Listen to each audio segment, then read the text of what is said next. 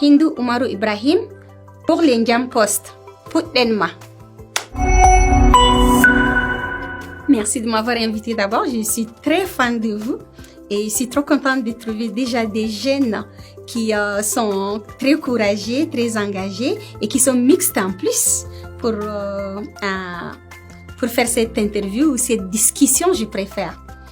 Alors, Hindou Oumarou Ibrahim est une femme Peul Mbororo autochtone qui vient d'une communauté nomade et semi-nomade qui a grandi entre ces deux mondes, entre le monde autochtone qui dépend de la nature et que ce monde moderne, si on peut dire entre guillemets, parce que mon monde aussi est vraiment moderne.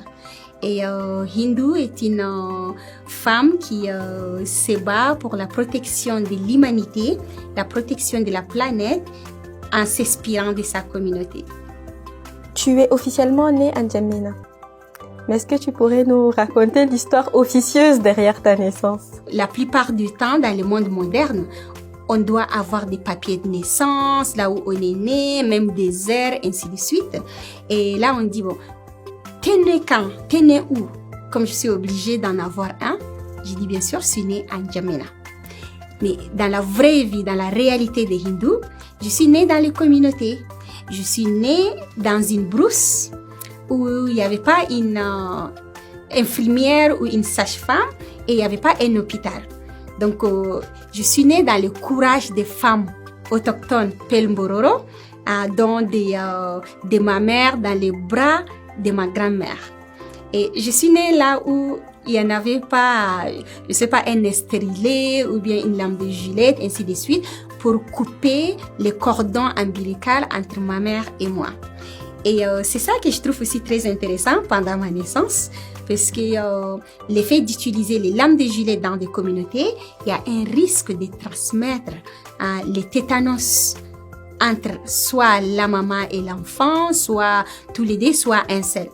Alors, on utilise, je sais pas comment dire ça en français, agek.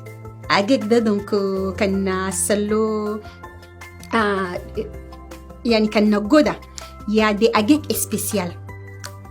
Et avant qu'une femme accouche, si elle est déjà enceinte, elle doit avoir un paquet de ça. Et la femme qui va l'aider à accoucher, elle doit avoir ça prêt au moment de naissance. Et là, elle le prend d'une manière très très rapide, elle coupe le cordon. Et là, ça empêche la transmission des tétanos pour la maman ou pour l'enfant. Alors moi, je suis née dans ces conditions. Mais or, je devrais avoir un papier comme je l'ai dit. Et ces papiers, je l'ai découvert, c'est un peu rigolo peut-être, mais c'est aussi valable pour plusieurs Tchadiens, que toi-même tu fais ton acte de naissance. Je le fais quand j'étais à l'école. Alors, j'étais partie à l'école pour faire mon école primaire et une fois qu'on veut passer en 6e, il faudrait passer un concours. Et pour ces concours, il faudrait présenter un dossier dont ton acte de naissance. Et là, je courais à la maison, je me rappelle toujours de ces moments pour dire à ma mère, Dada, parce qu'on l'appelle Dada, c'est maman en langue fulfulde. Dada, j'ai besoin de mon acte de naissance. Elle me dit, mais tu me parles de quoi? Je dis, mais mon acte de naissance avec ma sœur, on en a besoin. Et elle me dit, mais demande à ton père. Donc, j'avais hâte que mon père rentre. Dès qu'il rentre, je dis, papa, j'ai besoin de mon acte de naissance. On appelle Babaï. Alors, Babaï, j'ai besoin de mon acte de naissance. Et là, avec ma sœur, il dit, acte de naissance? Il dit oui. Je dis, écoutez, allez-y, demandez à votre maman. On dit, ok, merci beaucoup. Alors, qu'est-ce qu'on va faire? On repart à l'école et notre maître s'appelle M. Chindebe. C'est pour ça que je n'oublie aussi pas son nom. Alors, on dit, M. Chindebe, on n'a pas l'acte de naissance. Il dit, ok. Alors, demandez à vos parents les jours de votre naissance, la date de naissance, ainsi de suite, et je vais vous aider pour faire l'acte de naissance. Et venez avec 2000 francs. Donc, c'est comme ça que quand on était parti faire l'acte de naissance, il faudrait écrire les lieux de naissance. Et bon, pour une communauté nomade, bonne chance pour avoir les lieux de naissance. Et bien sûr, je suis née à N'Djamena. Mais c'est pas le cas de ma sœur, bien sûr. Elle était née dans une maternité bien agréée qui s'appelle la maternité d'Injamena. Alors, maintenant que nous avons parlé des circonstances de votre naissance, nous aimerions que vous nous parliez de votre enfance.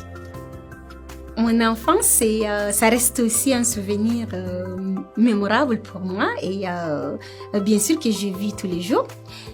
Mon enfance, je l'ai passée entre les communautés et la ville. Et quand je parle de la ville, d'Injamena, bien sûr. J'ai grandi entre les deux parce que ma mère a eu un grand challenge pour nous envoyer à l'école, moi, ma sœur et aussi mes frères. Dans ma communauté, on n'envoie pas les enfants à l'école. L'école, c'est l'école traditionnelle. Et elle avait eu des problèmes. Elle avait vécu des problèmes, si je peux dire, avec une voisine à elle, à l'époque. Elle vivait dans une maison dont communément on appelle concession à N'Djamena. Et là, elle les partageait avec une dame qui était malade, qui avait des problèmes gynécologiques. Elle était partie à l'hôpital. On lui a donné des médicaments pour ne pas boire, mais pour utiliser autrement. Et la dame, elle était rentrée à la maison, elle a bu le médicament. Et elle avait eu mal à l'estomac, mais comme on le dit aussi communément au Tchad, mal au cœur. Et elle était complètement malade. Et ma mère a couru avec elle à l'hôpital. On n'habitait pas loin de l'hôpital, on habitait à Marjandafak. Et du coup, les médecins criaient sur elle. Ils disaient, mais ça va pas là, tu voulais te tuer. Est-ce qu'il y a personne qui est allé à l'école pour lire la notice des médicaments et te dire comment les prendre? Donc, il l'a grondé, tu as failli te faire tuer, ainsi de suite. Et là, ça a choqué ma mère, mais c'était aussi une chance pour nous. Elle a dit, mais bien sûr, si ça arrivait à moi, je peux aussi faire la même chose.